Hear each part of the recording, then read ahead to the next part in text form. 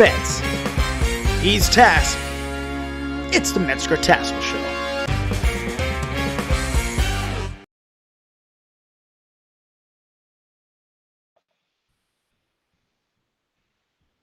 Cris?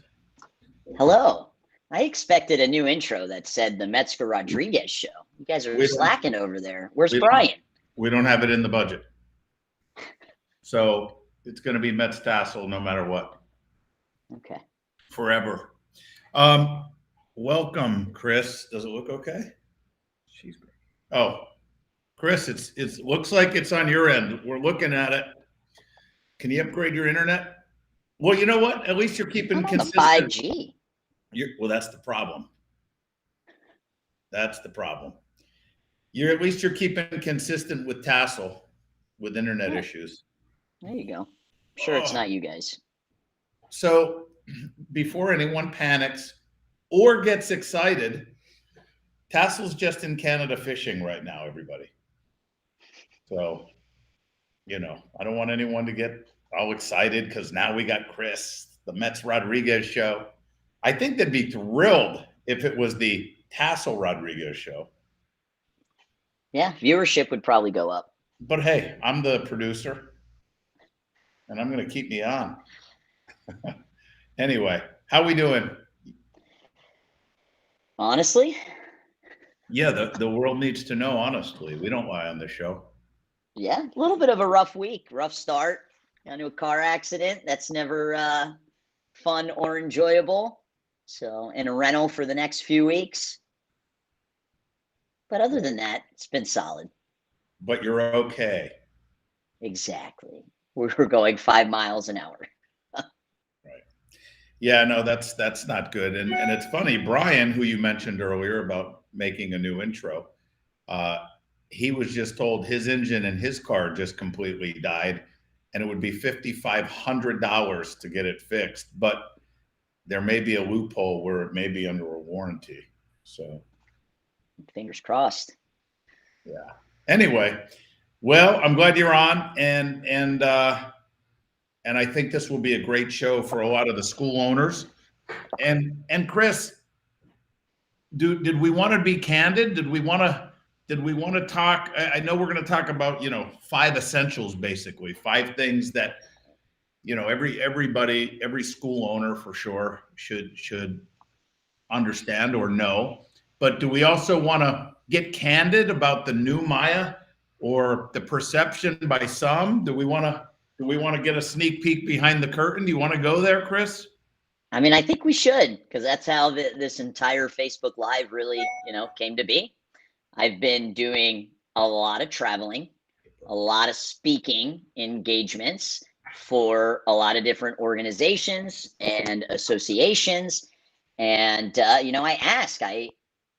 I have learned through the many years of owning a business that you got to ask feedback if you want to get better. And a lot of times I'll ask people, what do you think of Maya? Because in the scheme of things, I really haven't been with Maya, since the beginning. You guys have been around, 20, 21 years now? Something like that. Yeah. Yeah. You were just a kid. I came on board. I know, I was just a kid. I came on board as a client in 2016 and then as a consultant in 2019. So I didn't get to experience the early days of Maya that a lot of people in our industry have experienced. So, I've been asking for some feedback, and I've shared that feedback with you. And, I think people's perception of Maya, if they went to a show even 5 years ago, it's night and day to what and where we are now today. And if you haven't been to one in 10 or 15 years, you just don't know who we are anymore, because we've definitely changed, especially since you guys took over in Orlando. Yes. So just to catch everybody up and to recap what Cris has said, as she mentioned, she has been going around speaking at a lot of different organizations and associations. Get some feedback. And even as I educate Cris sometimes that the minority voices are the loudest in our heads sometimes, it doesn't matter, because if you want to evolve, You cannot just sit back and constantly defend yourself based on somebody else's perception, right? So what are some of the feedback or some of the things you have heard about Maya as far as not so much in the positive sense, but more so in a constructive criticism sense? Yeah, I mean, I myself have called Maya a bunch of dinosaurs in the past. I think, I mean, you would agree that it took Maya, I think, a little longer than it should have to really have somebody that understood the digital age that we live in and technology and how everything has evolved. Some of the feedback that I've heard, and this is from people that have been to shows, like 7, 10, 15 years ago, is that they felt that the content was just we're talking about super shows. Super shows, also elite events as well. So both of those, that a lot of the content seemed to be regurgitated, kind of the same stuff over and over again. Some people felt as though it was a lot of pitching to join Maya. Got some feedback on last year's Super Show as well, which I've only been to 2, so I don't have a ton to compare, but there was nothing cooler than I'd have ever experienced than being at that nightclub and the robot machine coming out of the ceiling. I don't know. I thought that was pretty cool. But it just seems that, people's maybe initial experience with what Maya was 15, 25 years ago is kind of stuck in their head. And the same way that we evolve and adapt in our schools, so have we in our coaching program. And this company is completely different than it even was 2 years ago. So that's kind of, word on the street. So I can't say anybody was wrong. And here's what I will say. The Super Show is a gathering of all kinds of vendors, because the Super Show is also a martial arts trade show. If you've ever been to the Super Show, it's a lot of vendors and everybody there is selling something, right? Sometimes the speakers will go up and when they speak from the stage, they will pitch from the stage, even though we give direction not to pitch. But the Super Show is more about just being around our family, our martial arts family. It should be a positive, big camaraderie event, as well as getting good information and tidbits. The elite program, there is a pitch element at the elite programs. I mean, and there has been, and I think we've changed it a little bit as we separate things out a little bit differently now. But here's, I think people that are in my inner circle, because Cris, you also said, which was shocking to me, there are some people out there that really don't like my approach or like me. And I was shocked to hear that. And I had asked you to email me a list, but you said my hard drive probably wouldn't hold that much memory. I know. And you shed a tear, when I let you know that some people don't like your approach. You were clearly upset. Now you're exaggerating. I don't know if I shed a tear, but listen, at the end of the day, we have a sense of humor. And Cris, would you say you're part of my inner circle? I think I've graduated there. Yes, I would. Okay. So, and I said to you, and the reason why we're talking about me right now is I said to Cris, I said, well, not liking me necessarily doesn't really mean they wouldn't like Maya, right? And you said, well, you're the face of Maya. That was your answer, right? And maybe people associate Maya with me somehow. Some people, not all people, right? So all I can do is talk for myself. Thank you, Mr. Walls. But here's what I want to say about my inner circle. The people that are in my inner circle, and Cris, please, we're going to be candid on this. So you talk openly and freely as you're talking about feedback you got. I understand how my approach is pretty rough and straightforward. But the people in my inner circle, I think, know that it comes from doing this for so long, passion and frustration when I know how much we can help a business owner, and I don't care what business you're in, but how much we can help a business owner. And there's a consistency where people will get in their own way, and I just come across pretty rough and straightforward. Would you agree, or where am I off on that, Cris? Yeah, no, straight to the point. I've been on the receiving end of it, and one of my favorite quotes is like, "True friends don't tell you what you want to hear; they tell you what you need to hear." And I've been on the receiving end of that, and the track record of how many people you have helped, I think can smooth that over for some people, but it is a direct approach, and we don't have time to beat around the bush. But at the same time, would you agree that I can get a little bit better on my approach? Sometimes you can, just package it up just a little bit different, put a little bow on it, maybe. Would you agree that I listen to you, and I do understand, and I do try, because at the end of the day, I just want to help these school owners. And so now, why am I even bringing that up? Because if you come to a My Elite event, here's my straight approach. This is just how I'm wired. I'm going to say it now, right? People that say, for example, well, when we come to a My Elite event, it seems like there's a lot of pitching. So what? Don't buy it.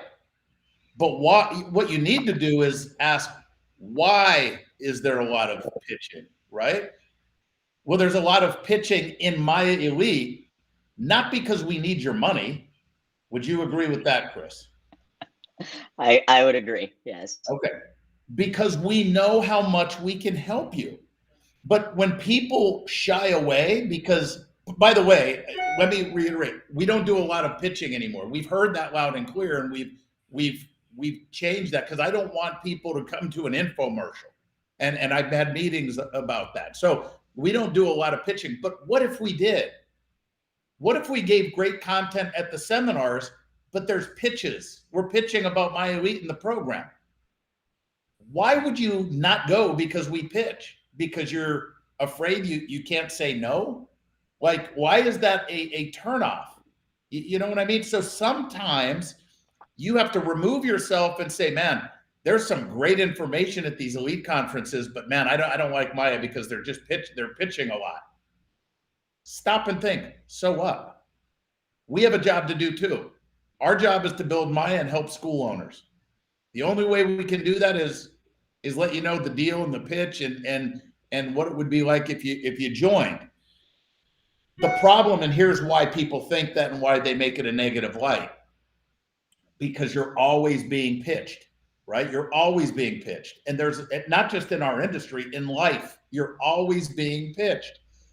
And there's a lot of pitches out there that are just full of shit, basically. And we know it. As people, we know it. And then we get tired and we get numb. And then we start thinking, anybody who's trying to sell something has a hidden agenda. That's how we start thinking. They just have a hidden agenda. They just want our money. They just want to do this. They want to do, oh, if they were so good at running schools, why would they need to make money doing consulting? And you start believing your own beliefs that are not always accurate. They're not always accurate. And so, however, with that being said, Cris, we've talked, listen, I heard a lot of people talk about CMA, right? When they go to a My Elite conference, they hear a lot about the CMA licensing.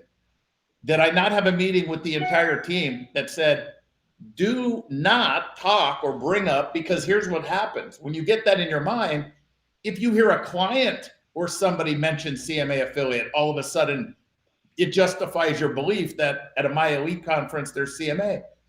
But I told the staff and the team, you don't talk about CMA, right? We're here for My Elite, because I heard people, right? And there was never a necessary agenda. I think what it was is people would want certain things, And we would say, look, you know, in our company, in our championship martial arts affiliates, we have some things that are proprietary, but I can tell you and walk you through it. I just can't give you the proprietary booklet on it. And therefore people just think, oh, it's just CMA. But I heard you. And whether it's accurate or not, if it's accurate in the minds of certain people, then it's accurate. I can't justify it. I can't argue with how people feel. But I think we want to know that. And going back to the dinosaur comment, Cris came into Maya, what year, 2016, you said? Client is 2016, yeah.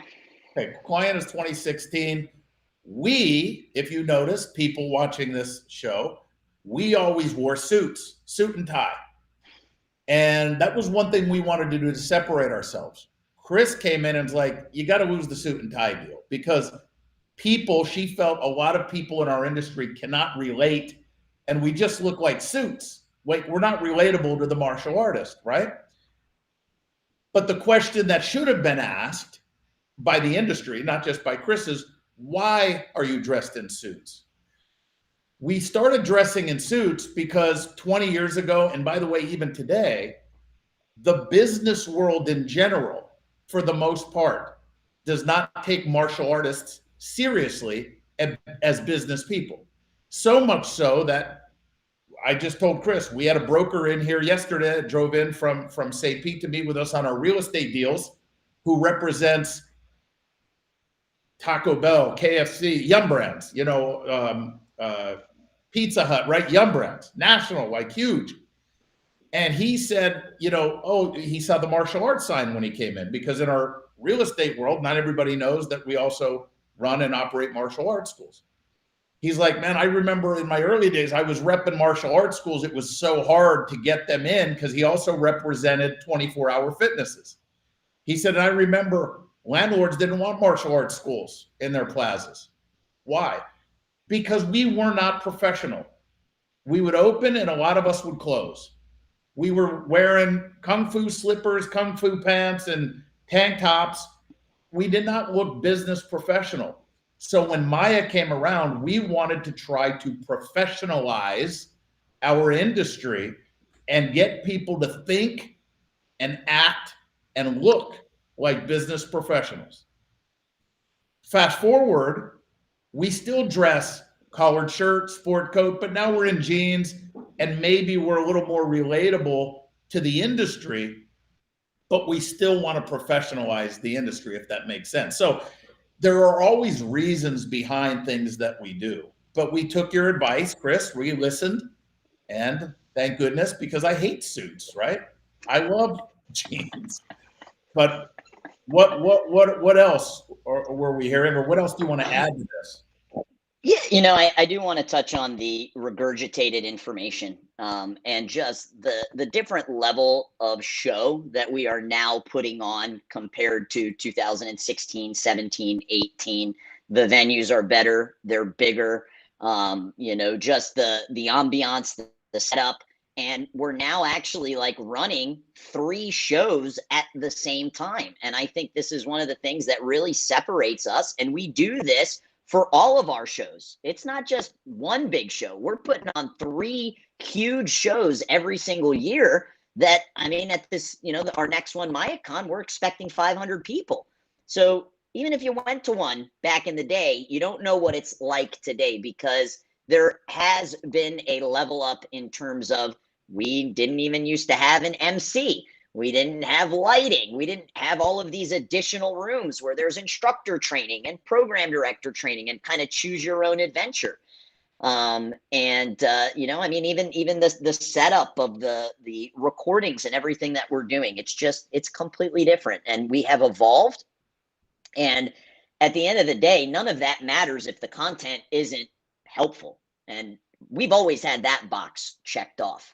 But I know for me, especially being in the digital world, I can't redo the same keynote because this industry changes so quickly.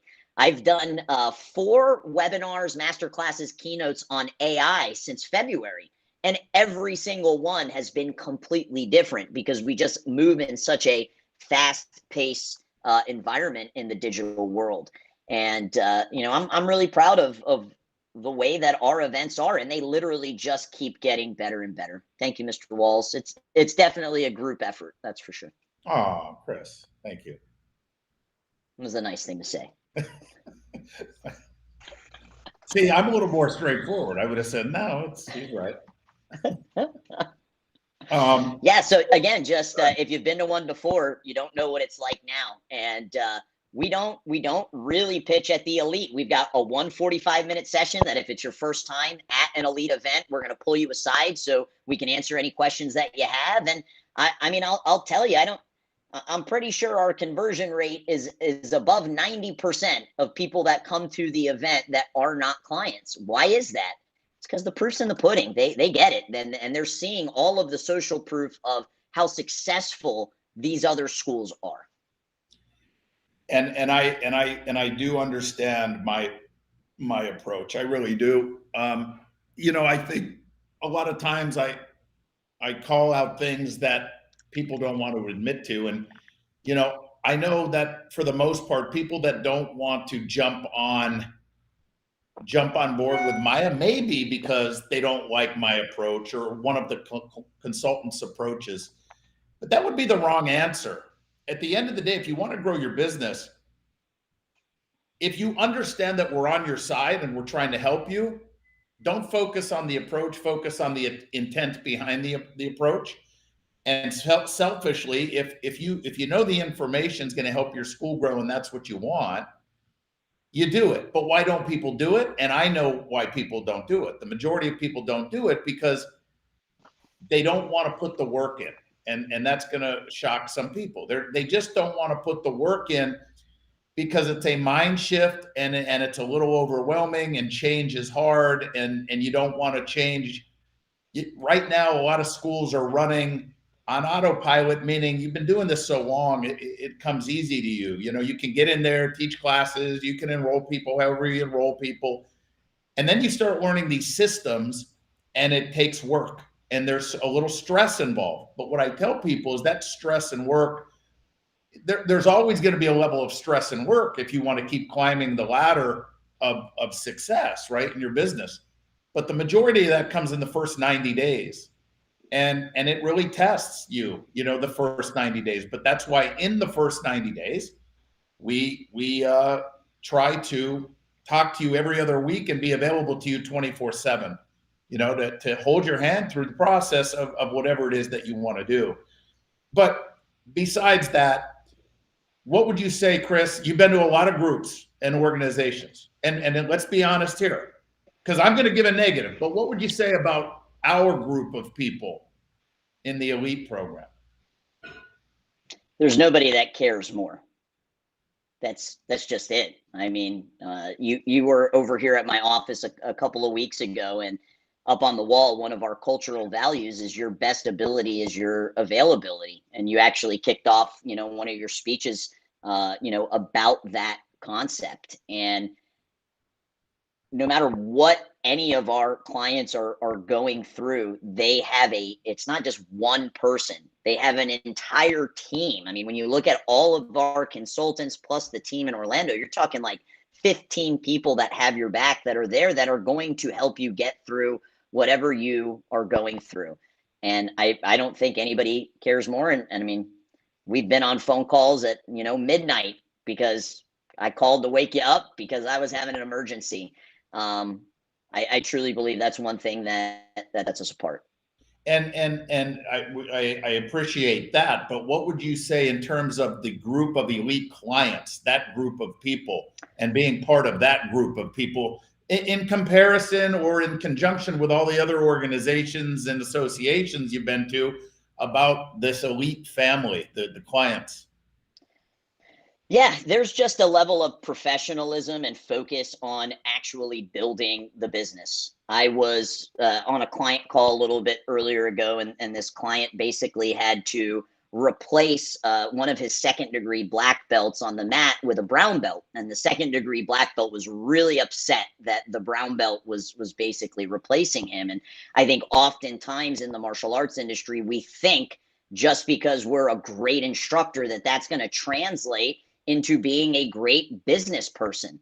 and it doesn't translate. Those are two completely different skill sets. Everybody in Maya is focused on personal growth and getting better. And when you're in this room and you're hearing people that are in one location doing, 7 figures, most people have never even heard of that. It just kind of unlocks. It's like the ceiling has been, broken, and it unlocks this whole other level of business that can be operated. And to me, that's, that is one of the 5 practices that I believe makes any business owner successful. It's this continuous skill development, not just on the mat, but off the mat. And I will say our elite clients are open to that. And they are, interested in getting better in all aspects. That's one of the big things, that when I'm going to these organizations and these other associations, there's such a focus on the curriculum. And look, that is important, right? It is important. There's no doubt about that, but there's not enough focus on, how do we go from just being an amateur to, doing what we love and just teaching class, and really creating a career, not just for yourself, but for other people. So that's a great segue, Cris. Thank you for that. Why don't we talk about the softball? The 5. So now everybody get your pen and paper out. Cris, do people use pen and paper? Do you know what a pen and paper is? I like the iPad, I'm digging the iPad. All right. Well, grab your iPads, folks. Grab your phones. Grab your Kindles. Can you write on Kindles? Thank you. All right. So let's go over the 5 practices that we think are important, and we'll banter in between these things. But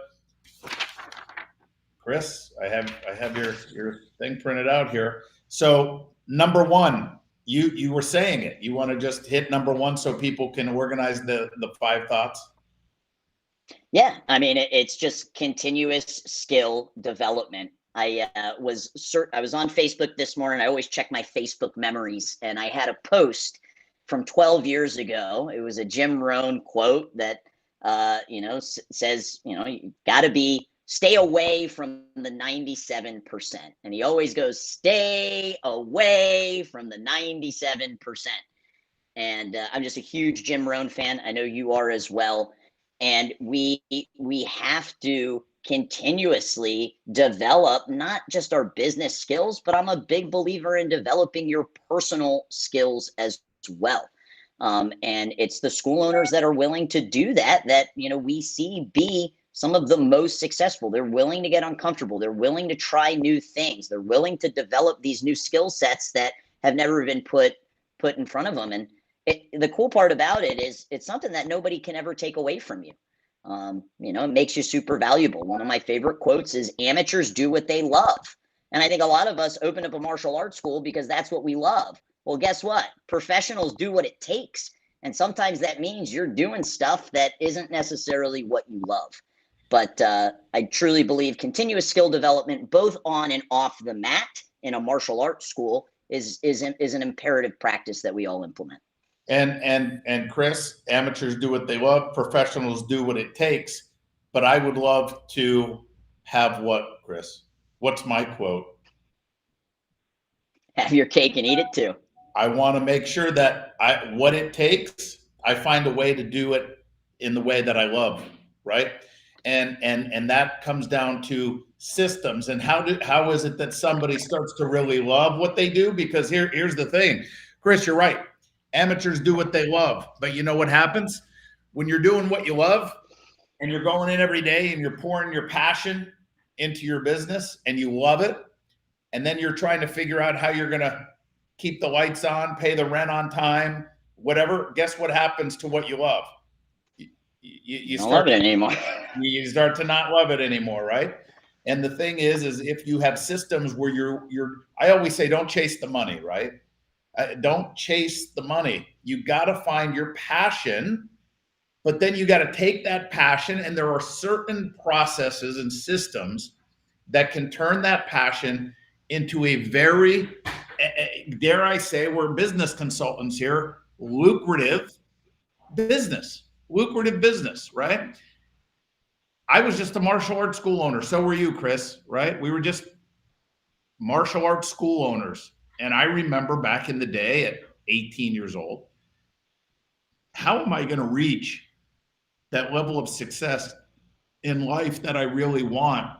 I'm just a karate guy. I'm just a karate school owner. How am I going to be able to do it? And you got to sit back and you got to strategize, because I want to take that passion, and I want that passion to be able to propel me to a place where I can support my family and support my staff and provide opportunities. And we have figured that out. We have found a way to do it. And I always say, without jeopardizing the quality, in what we do. But you can't determine what the quality is until you determine what your mission is. What is your mission in a martial arts school? If your mission is to build world champions in the UFC, you will not be able to run a successful martial arts school if that is your sole mission, because there's not many people percentage-wise on earth that want to be a champion in the UFC. So your market's going to be very small. And so you got to figure out what it is that your mission is. And for the people in your school that do want that, you have to provide them an avenue to get there and do that. And we talk about that. So you could have both. That's my point. So okay. No, you're good. No, bullet point number 2 I was going to go into, unless you wanted to expand. Yeah, and I think the timing of this is so important, because we're going into the summer, and I was on a client call with somebody else that's not in Maya. They're a Grow Pro client. They're not part of, any of our coaching groups or anything like that. And, they were just super frustrated because everybody's freezing, and they didn't understand the time, time back guarantee that we offer and how we sell programs. But especially now going into summer and just, at all times, we get so caught up in the whole new students. I want more students. I want more students. You wouldn't need as many students if you prioritize student engagement and retention. And it's not the sexiest comment. It's not the most fun thing to talk about, but it will make or break your ability to scale, because it's not fun getting 30 new students when 35 are leaving and canceling. And we have to prioritize. And it's not just in this industry, right? Same thing in the agency industry. We have got to prioritize our engagement and our retention with our customers. And if there's anything that's going to get you through a recession, it's that relationship that you're building. Listen, when we hit an economic downturn, or when things start getting tighter, let me ask you a question. Is it easier to keep a student or to get a new one? Yeah, I mean, it's easier to keep them if you put in the effort. That's right. And the thing is the people who would argue with me on that would argue with me because they don't have systems in place on how to keep them, right? So, but it's all about building that value. You have to understand that everybody in your school can afford you, for the most part, even during an economic downturn. What they can't afford is to continue to train at your school and do all the other things that they're doing in their life, right? Like, I can't afford it. I mean, well, do you realize that you're eating out 4 nights a week? You're grabbing Starbucks 5 days a week. Do you realize that? Well, we don't realize that, but that's something I may not want to give up. So I'm going to cut martial arts. Well, why? Because there's more value in going out to eat and doing that stuff than there is here. You got to flip that. You got to flip it to where people are saying, look, we can't cut the martial arts. It's changed our child's life, or it's changed my life. It's the only place I can go for an hour and forget about the stresses of the day and get a workout and have positive reinforcement in my life. I can't cut that. That's what you got to do. And you will retain students more. Now, that's just a general statement, but that is the concept. But what do we do, Chris, as people? What do? We justify. When we're losing students, we justify. Well, why did they quit? Oh, because soccer's starting. Well, why did they pick soccer over you? Oh, why did they lose? Because they couldn't afford it anymore. Why couldn't they? What are they doing where they couldn't, right? I mean, it's just, we can only control what we can control. So I will never blame the economy, because if I do, if I blame the economy, if I blame interest rates, if I blame COVID, if I do that, I might as well just close because I have zero control of that. Zero. So I won't blame that. What I got to do is say, damn, we got interest rates, we got increases, we got unemployment's going on, whatever it is. What can I do to make my product better, my service better, my value better? I got to focus on that because that's the only thing I can control. So you got to change your mindset there. Yeah, I love the strategy and that kind of 30,000 view up, but I'm also the technical person, hence why you've got the bullet points and stuff like that. And for those of you that are maybe struggling with consistency of retention, this comes down to your planning and your organizing. And I joke all the time that I do have a boss. My boss is my Google Calendar, and one of my probably the only thing that I've ever enjoyed Tassoul saying, I'll never forget, he was up on stage. There was one thing. He's right on one thing. It's recorded, right? Was, a full calendar equals a full mat, and a full mat equals a full bank account. And I just think that there are definite tactical strategies that you can implement to help you with potentially your retention and student engagement issues. 100%. And if you need help, Maya Edge can do it for you. Thank you. Oh, wow. Chris, sorry, I didn't mean to pitch. My bad. Our viewership just went down 5%. All right. Next bullet point. Write this down, everyone. I learned from you, and it was such a strong lesson that I actually wrote it down, and it used to sit on my desk underneath my laptop. And it's just the question that you got to be asking: are you doing revenue generating activities daily? Is this affecting the bottom line? And me and my personality, I want to do all the things, but at the end of the day, Metz asks, does that affect the bottom line? That's it. And if it's not affecting the bottom line, you need to be doing something that is a revenue generating activity. And I think most school owners get really reactive. They say, okay, I hired GrowPro agency. My marketing is good. That's not having a proactive approach in your revenue generating activities. And, this is one of the reasons why I love, how Maya, and we have these point systems that we'll do and we put in place to try to make it more gamified for our teams. But every single day, got to be doing revenue generating activities, bottom line. And here's why I say that. Here's the context, right? So, Chris, you got to overcome an objection before it becomes an objection. So there's people listening to this that'll say, it's just all about the money with them. It's all about the money with them. At the end of the day, if you're in business, nice triceps. Thank you so much, Mr. Blackman. Thank you. Hey, I just can't help it. I'm ripped to the core. Actually, Chris called me fat yesterday. I said chubby. I'm sorry. But see, I'm more direct. I heard fat. He said big bone. All these cruises, it's unbelievable. So here's the thing, though. The reason I say that, right, is because when you go into your martial arts school, you'll start the day, people start coming in for classes, parents want to talk your ear off, parents want to ask questions, they want to do this, that. At the end of the day, you're like exhausted. You're like, oh my God, it was so busy today. And then I ask, did you generate any revenue today, right? Because you're burning yourself out before you even take care of your business.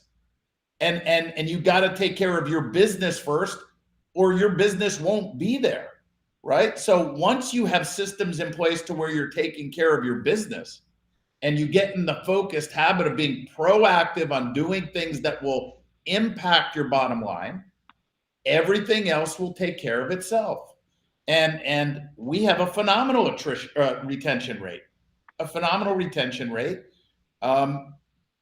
but we also have a phenomenal bank account. I mean, it's the cake and eat it too. It's not like if we focus on money, we all of a sudden are nickel and diming our clients. That's not what it is, right? We're staying open for our clients. We're servicing our clients better because we have staff to do that. right? And then we want to take care of them. So please, again, this is where you'll get in your own way. You'll hear certain things that will reinforce your belief. Like if we say anything about making money and your idea of Maya was just, they're all about the money, and we say it, you're going to take that and reinforce your belief that we're just all about the money. And it's just not the case. So. Agree. Should we go to number 4? I don't think I have anything else to say about it. Every day, revenue generating activities. It's got to get done. It doesn't matter what business you're in, martial arts or not. Can we talk more about my triceps before we go to 4? Well, you showed me your bicep yesterday. You know, I was a little impressed. Well, I did when you called me chubby. That's the only reason. By the way, when we're off this, I'll send you a picture of the abs. Oh, I'll pass. Thank you. Oh, man. See, Chris, that tells you right there you're in my inner circle. All right. Go ahead. Next bullet point. Yeah, this has been, I think, the biggest lesson for me, especially over the last few years with, building another company. It comes down to having really, really strong leadership. And there's a distinction between you as the leader of your school to your students versus leading your team. And we work with, in Maya and in CMA, a lot of schools that have multiple locations, right? They've taken that jump from 1 to 2 to, the Colliers, how many do they have now? They just opened in, I think, number 5 now, right? Like they've got a lot of locations, and that is the main ingredient to scaling. And I think we believe, I'm a great leader to my students, that automatically translates over to being a great leader to your team and to your employees. And it's a slightly different skill set. So if you want, right? And maybe you don't want, if you want to be an offsite owner, if you want to have those multiple locations, if you, maybe want to not be an owner operator and just be an operator. I'll never forget one of the first times I was in Orlando. There, the head, the HQ where Metzger's at is above one of their locations. And we were getting ready to leave, and we walked down the stairs, and we were going out the back. And I go to Metz, I go, "You're not going to go walk in and check in on your school?" And the look you gave me, you were just like, couldn't believe that I thought that was, something that you did. And you're not an owner operator in terms of operating the day to day. You have a team, and that is in line with the dream and the vision that you have and that you built, which fits a lot of other people's dreams and visions inside of that, which gets me really excited. So it's only if you want that, right? We're not saying you have to have it, but if you do want that, strong leadership is the main ingredient to it. 100%. And there's a couple things. I don't want people to think because I did that I'm not on the mats, right? Or that you have to be off the mats. That's not the case at all. Chris knows, again, I say this because I'll never forget Kristen Miller, who's been with us for, maybe 15 years now, Kristen Miller. And she was talking about someone in her area, and she had lunch with them or something, and she said, you should really look into Maya Elite. It'll help you. And this person said to her, and I won't forget this if she's watching, the person said to her, "Why would I do that? Those guys, Metzger, Silverman, they're not even martial artists." And that stuck with me. And that's why I always say, because I'm self-conscious now. Chris, you know the industry. Do you think I train at least as average as any other martial arts school owner, more than average or below average? Say more than average. I think it's more than average. I train all the time. As a matter of fact, Mr. Blackman says, this is a new pose. Usually you face forward. Chris, I can't move this camera. Where are my legs, Chris? They're kicked up on the conference table. And is that a new pose?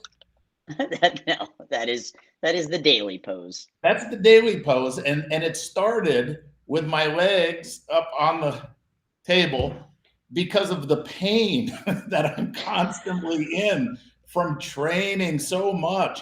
As a matter of fact, can I show this? Look. Oh, please keep it on. Nobody wants to see those legs. This is the knee brace that's on. I mean, this is the first week that I said, I just got to take a week and recover. But my point is we are martial artists. We are martial artists. And I would never bring that up, and nor did I ever bring it up before. But then we started having people in the industry that thought maybe we're just all about money and business and we're not martial artists. And so I got a little self-conscious on that, right? Because I train all the time. But the reason why you didn't have to stop in and look is because you have an absolute amazing team of rock stars that you've built. And I was going to go there, that you have to set an example, right? You can't be a leader if you didn't walk the path first. You can't be a great leader if you didn't walk the path first. And so you got to walk the path, and I continue to walk the path, but I have a great team of people.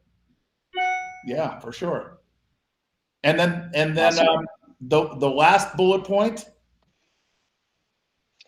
Yeah, embracing innovation and being adaptable. There's just, I'm sure you've heard it over and over again. This is just the way it's always been done. This is the way that my instructor's instructor has done it. And just because it's always the way that it's been done doesn't mean it's always the way that it should be done.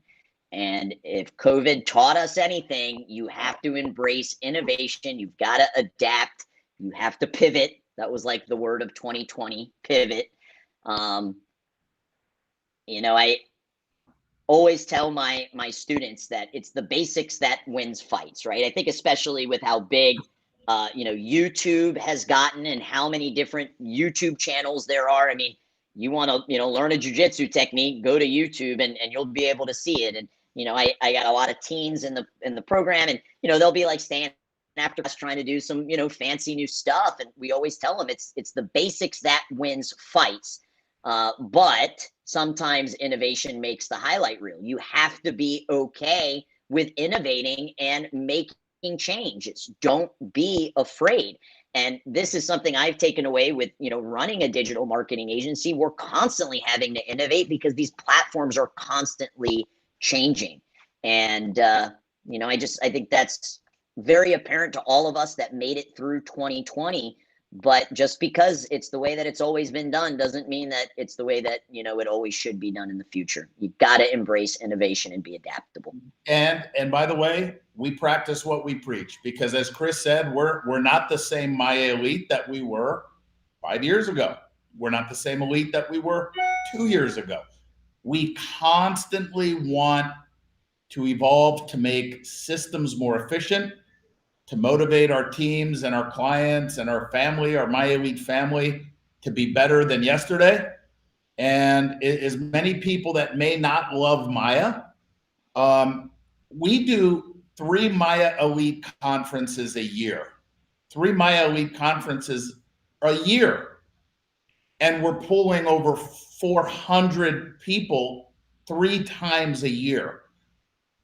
That's not easy to do. If we wanted to do it once a year, I think that would be a lot easier. Once a year, we have 1 a year and we do it. And I'm excluding the Super Show because the Super Show is not a Maya Elite conference. The Super Show is a super show for just the biggest martial arts trade show in the industry.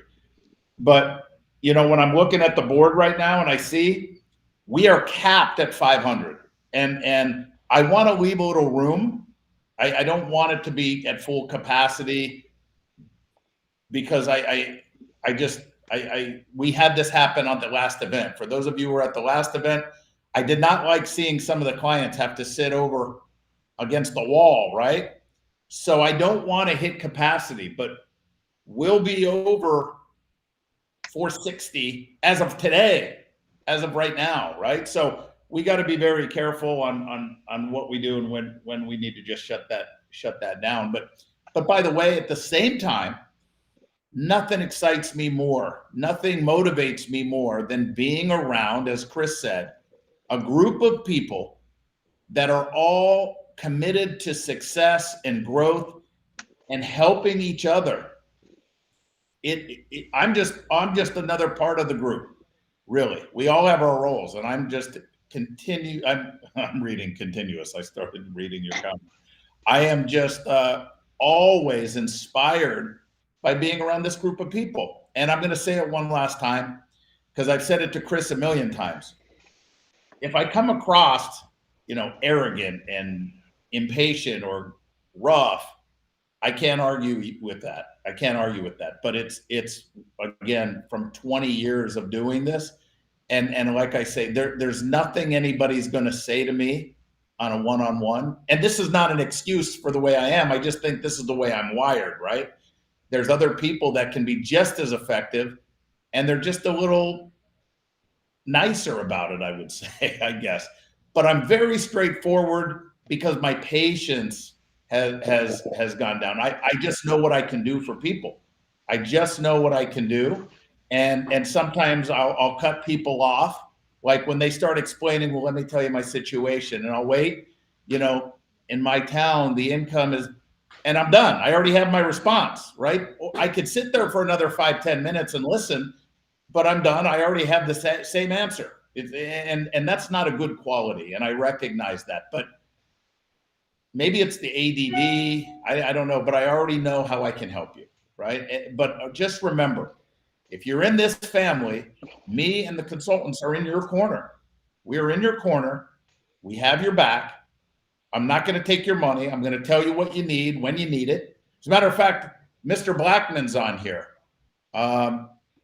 Mr. Blackman is on here. He's commenting. Well, Mr. Blackman is, let me just call the facts, right? He's a CMA affiliate. He's a CMA affiliate school, license school. And when you're a CMA affiliate, you could pay extra for the consulting. And I told Mr. Blackman, I said, Mr. Blackman, you do not need to pay more to get the scheduled consulting. Now, he may feel he does, but I'm here for him when he calls. If he calls me, I'm here for him, right? I said, don't pay the money, save the money, because you have it. You're breaking records. You're doing phenomenal. If things start to slide, pick up the phone and call me, and don't pay extra for that. But I'm not going to continue to take money when we don't need to take the money. And by the way, Mr. Blackman, if you want to talk about an area where if you want to have excuses, Mr. Blackman is in Albuquerque, New Mexico. Google Albuquerque, New Mexico, as far as unemployment, income levels, everything else. But I will tell you that Mr. Blackman is probably in the top 1% on most successful martial arts schools in the country as well. Top 1% probably, right?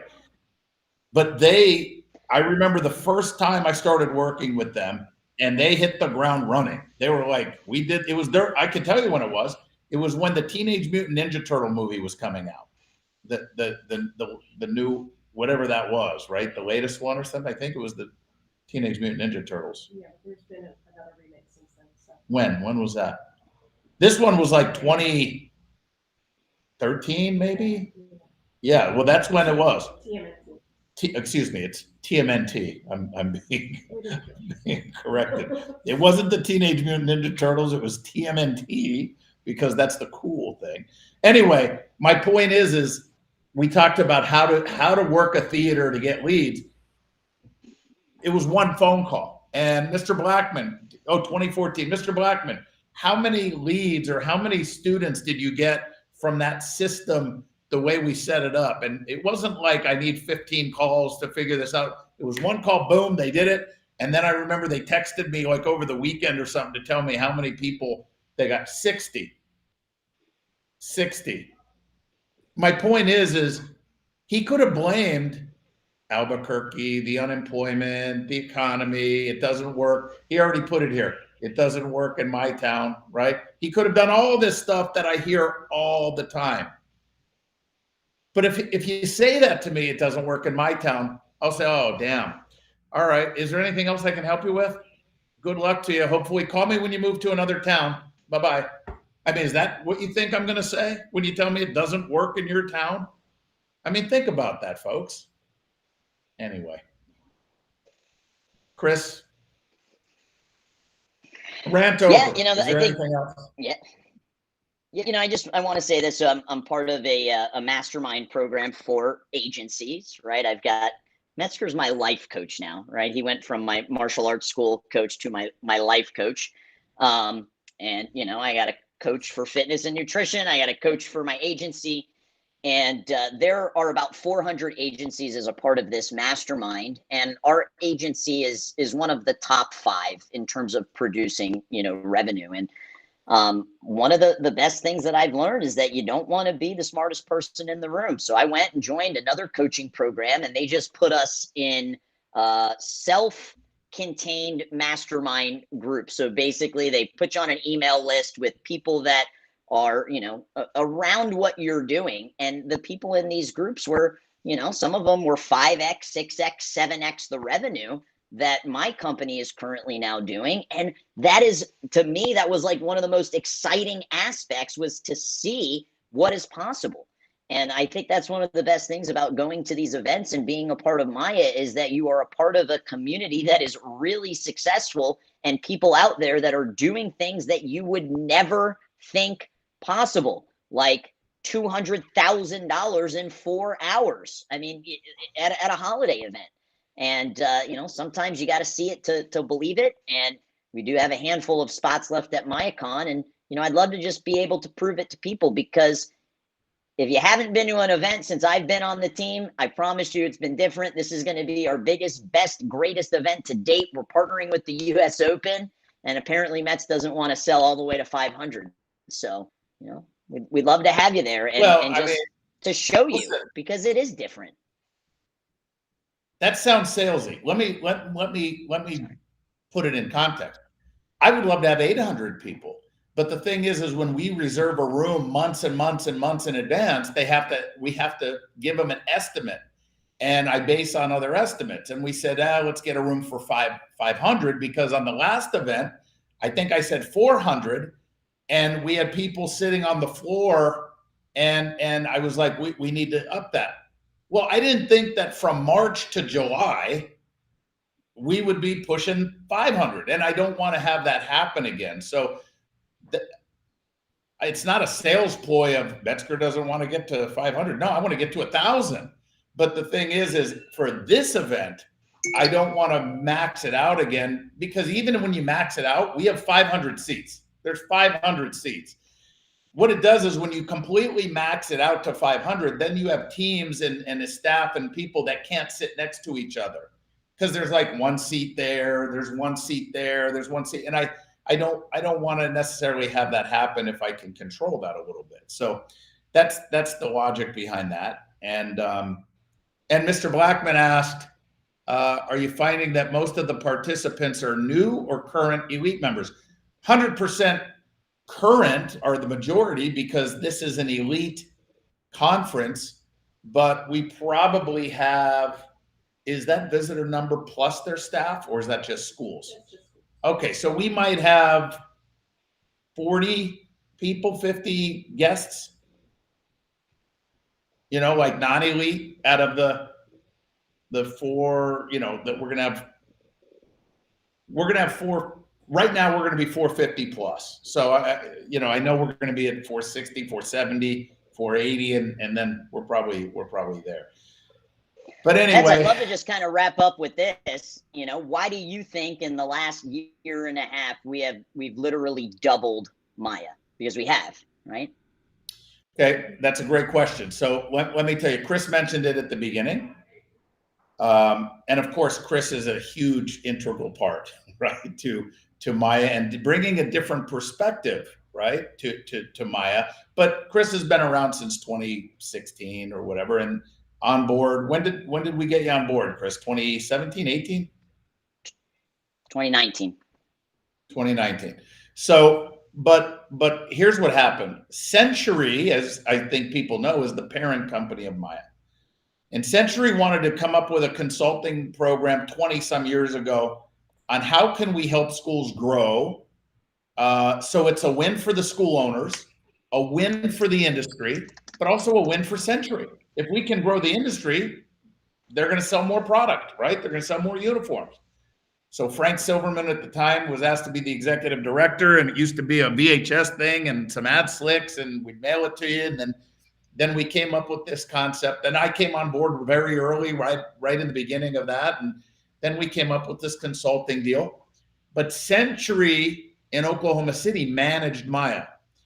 Frank and I live in Orlando, and we have our own schools, our own real estate company, and our own affiliates. We have our primary deal here, and so does my team. Well, Century has their primary deal too. It's called product, right? So a couple of years ago now, two years ago, maybe year and a half, 2 years ago, the president of Century, David Wall, came in and he flew in and he said, "Hey, what can we do to get Maya to be even bigger?" And I said, "David, everybody is just part-time on Maya. You guys are running a product company. The consultants are running their own schools, and we're running our schools and our real estate, and we do what we need to do for Maya, but nobody has full-time focus on Maya." And he said, "Do you think if you guys managed Maya, with your team, do you think we can do better? Can we grow it more?" And I said, "Of course, because I know my team," right? So I met with my executive team, and I said, "Would you guys like to try to help just build Maya up?" And all the credit in the world goes to the entire team of consultants and my team in our corporate offices. And literally, it has doubled. It has doubled. It's not literally. I mean, it literally has more than doubled just since January of last year. So from 20 years of running it, January to today, it's more than doubled. We're impacting more schools. We do a meeting with Cris. As soon as we're done here, Cris, she doesn't have to do this, but she's on a meeting every Thursday with me and my executive team on how can we be better. And she brings a unique perspective, and her ideas will get translated into the team, and then we all got to execute, and we're just, it's that evolution. One of these bullet points, we got to evolve. And I want to say one more thing. So you could tag her on this if you want, Cris, but Miss Amanda Ham, I want to tell you how much we evolve and how much I listen. Miss Amanda Ham is one of our clients as well. Her and Mr. Ham, Chris Ham, great people, been in there. And she had mentioned, she said, "Look, why isn't there more focus on women in the martial arts industry?" Right? The consultants, for the most part, are men.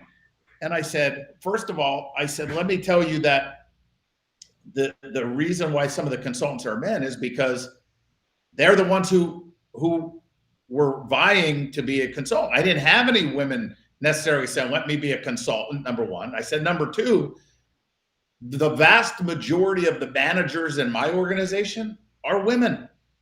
And I don't even think about that, but I need that to be known. If we didn't have women in any industry, I can promise you the industries just wouldn't be successful or as successful. Let me go that route. And so I listened, and I need to make that a point that, women are a huge part specifically to our martial arts industry. They bring a strength that I think men typically don't have, and I think men typically have strengths that maybe women don't have, but that's a true partnership. But when I started thinking about it, I'm like, wow, 70% of our managers, 80% are women. My executive team are women. I have one sitting right across the table from me. By the way, one is sitting on the other side of the screen from me. She has made a huge impact on us. So I can't give enough credit. And the truth is, I said, the truth is, I think the martial arts industry is a male-dominated industry for the most part. But it couldn't be the industry that it is. And I don't think it needs to be a male-dominated industry. I think the doors are wide open for women, for men, for everybody. But for me, the reason why that was never just brought out to the forefront, and this may sound so, I don't know what this sounds like, but I just don't think about that. I think of people. Like, I don't think of the race and I don't think of gender, and it's people. And I want good people. I want the best people. That's what I want. Doesn't matter who you are. I want the best people. And by the way, that's why 70-80% of my managers are women. They happen to be the best. So I want to put that shout out to the industry as well, to let them know who runs this company behind the scenes, right? So I think that's important. My point in saying that is we listen. I could have just defended and justified and said, you're wrong. And I'm listening. We need to do a better job. He's getting soft in his old age. I might be. And Cris loves when I say you're not wrong. Yeah. Can't you just say I'm right, please? And let that be, you know, I mean, I'm on the team because I told Metzger I had aspirations of wanting to be on the team. And that's a big lesson too, because we don't hear that very often from women saying, hey, I do want to be on the team. So ladies, you got to ask for, you know, you got to ask for what you want. That's for sure. But also you got to be the best at what you do. You're like, you got to have something that's going to get the respect of the industry, right? So that you're listened to. You can't just start guiding people on how to grow their school if you're not running a school that's extremely successful, I believe. I mean, people would argue that, right? But it's just one of the belief systems and requirements right now in Maya is we know that grind, right? And by the way, we understand. Here's another thing. Somebody said, Miss Nevels said, can there be a segment specifically for staff development for multiple school owners? I said, yes, done, right? I mean, at the end of the day, staff development and training is universal. Whether you have one school with 12 people or 4 schools with 12 people. But I think the details of not being present and managing people from afar, done. You're right. We need to do that. So, I mean, we're always wanting to learn, and we will. So, all right. Anything else? Well, thanks for having me, Metz. No, I have a 2 p.m. You know, I asked you to say it quickly, but you don't know how to say things quickly. No, because I care. I want to make sure the point gets across. Yes. Anyway, well, Cris, appreciate everybody being on here. Are you going to be on at 2:30? Are you really questioning that? No, of course not. Come on, who shows up when I'm out of town? All right. Yes, you do. Thank you, guys. Have a great one.